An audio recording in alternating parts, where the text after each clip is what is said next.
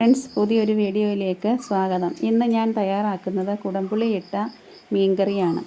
അതിനായിട്ട് മുളക് പൊടി 2 ടീസ്പൂൺ, മല്ലിപ്പൊടി 1.5 ടീസ്പൂൺ, മഞ്ഞൾപ്പൊടി 1/4 ടീസ്പൂൺ എന്നിവ കുതിർത്ത് ഒരു 10 മിനിറ്റ് വെച്ചിട്ട് മിക്സിയിൽ അരച്ചെടുത്തത് ഉപ്പും കൂടെ ചേർത്ത് ഒരു ചട്ടിയിലേക്ക് കലക്കി എടുത്തിട്ട് അതാണ് നമ്മൾ അടുപ്പിലേക്ക് വെക്കുന്നത്.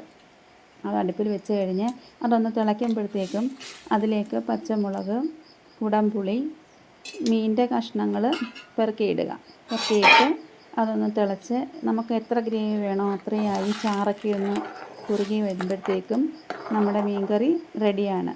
ഉപ്പൊക്കെ നോക്കി കൂടുതൽ കുറവൊക്കെ ഉണ്ടെങ്കിൽ എല്ലാം ഇട്ട് കഴിഞ്ഞിട്ട് പിന്നെ നമുക്കടുത്തത് മീൻകറി താളിച്ച് മാത്രം മതി.